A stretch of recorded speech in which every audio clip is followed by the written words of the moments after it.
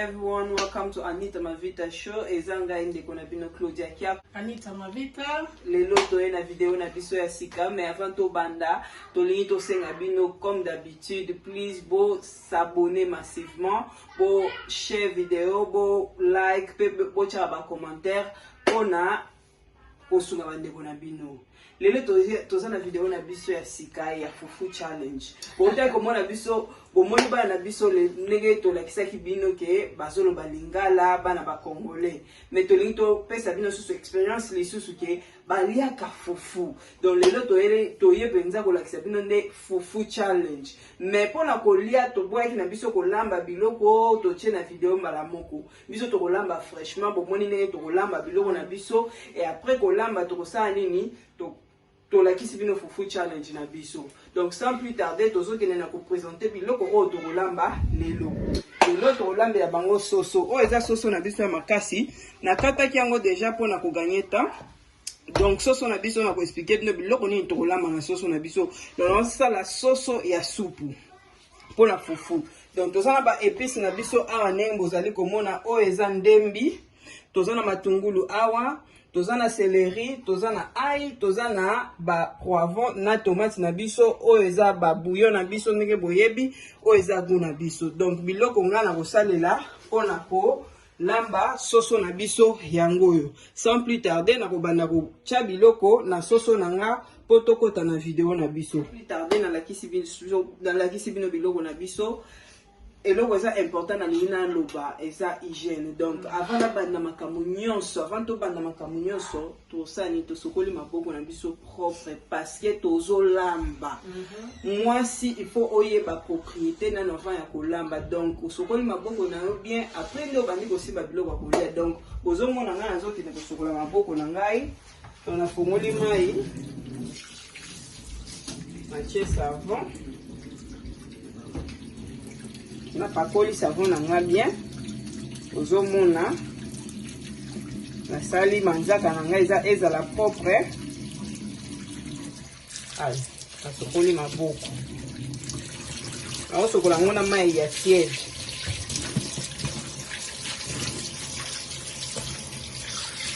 Voilà. Donc maboko na nga ekomi propre. Donc na okiko banda kocha biloko nanga. Donc na kotokisa nanu soso nanga na ba épices nanga na linga kocha mingi. Donc na kobanda na oyo eza bouillon na biso.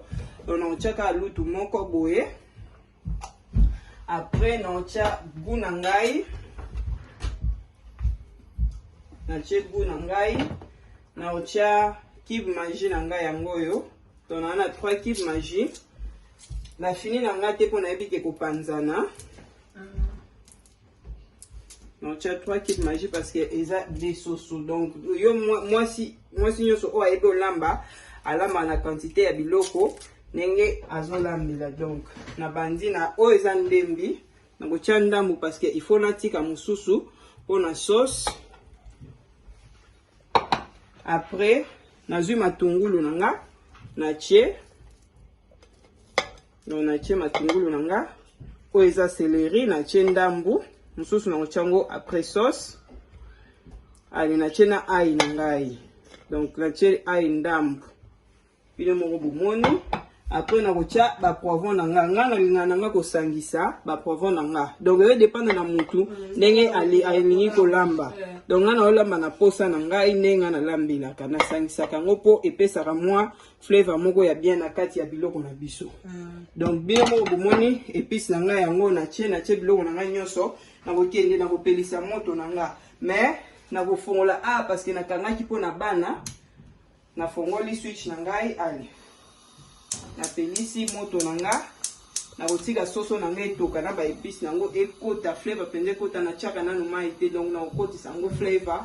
Après wana nde na osala sauce na ngai na ekosangisa na soso. Donc elubu na ngai ya lelo yango oyo. O ezaka ka ozotokisa no? Azotokisa mais o ezaka asali sauce ça après.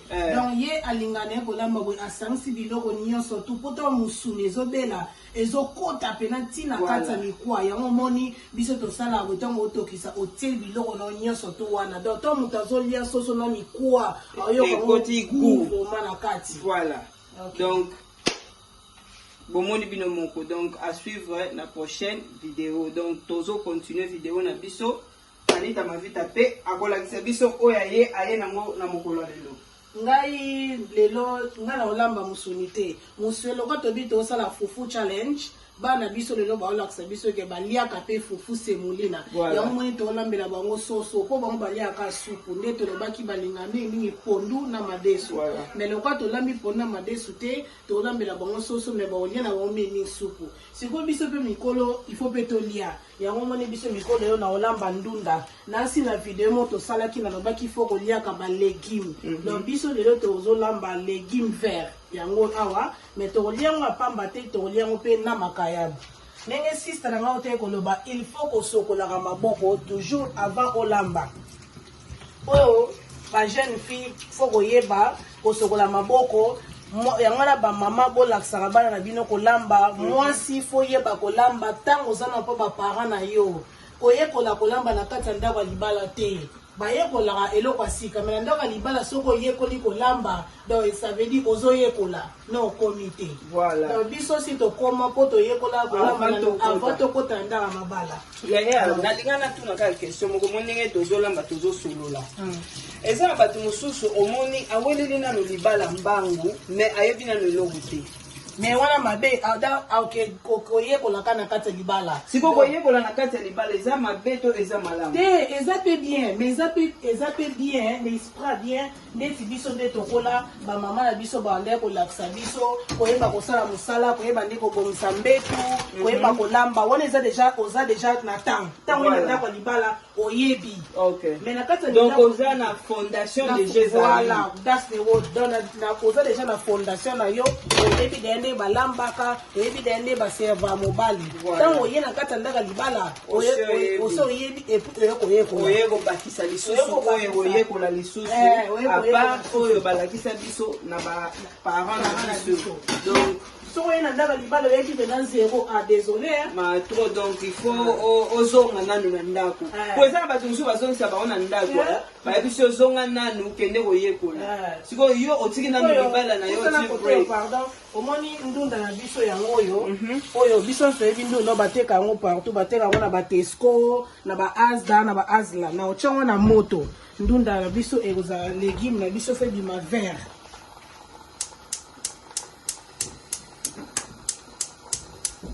na pelisi moto na ngai sikoyo na kotia yango bicarbonate siko na kotia yango bicarbonate siko po ndunda na ebima vert il faut kotia bicarbonate yango biso to yebi bicarbonate ezala bicarbonate na tie demi piko ya ebimi garde na tie déchassé siko lo bana tie déchassé na kotia yango lutu mobimba boye po esala moi genre quoi na tango lutu mobimba bomwende na che na wo bakole kisate eza dongo te eza pondo limbondo te eza ndunda na teka bicarbonate wana po ebimisango vert wana kitisi boye sikoyo pona tanda ezobela na ochango solo na otoksa pe solo na wana ochango pembeni awa bozala na pesa moto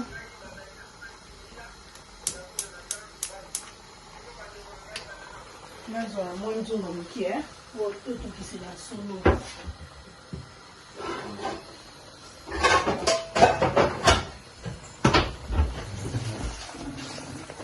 donc ozomona soso na nga ndenge ezotoka nazo balola po ba épice na nga esangana en attendant Anita azoprépare nzungu na ye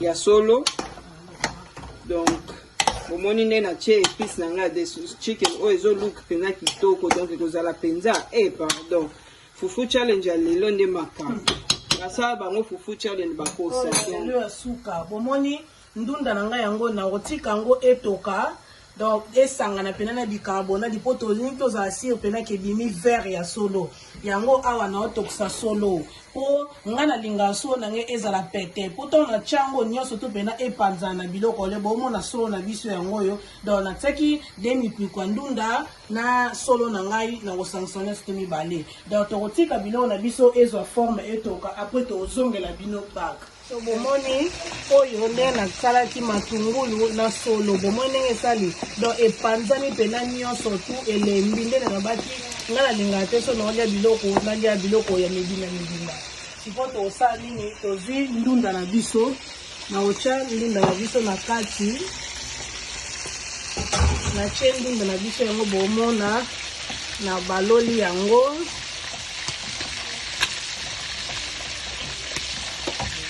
na baloli ndunda na biso solo na nge koti ntango ebela biloko nyonso te emonana te ekolimwa na kozwa Steve Magie na kozwa biloko oyo ezali season oyo eza all season na ngai yango oyo na tie après nazwi mpe goût eyebi kaka flavor esalaka mwa jar epuis na kozwa Steve Magie na ngai teme ezalaki de nini oyo de chasse ya ndunda na otia na nga mwa 3 Steve Magie kwa teme na otia pena mungwa pena te Steve Magie deja eremplace mungwa na kocha wana na tie mai te ndunda ezali deja na mai na yango bomona ebimisi mai wana me na kocha mai après na tie Steve Magie tobosana pilipili te babi pilipili nde makambo biso ndenge tokola na famille na biso biloko nyonso to tolamba pilipili ezangaka te pilipili ezaka na kati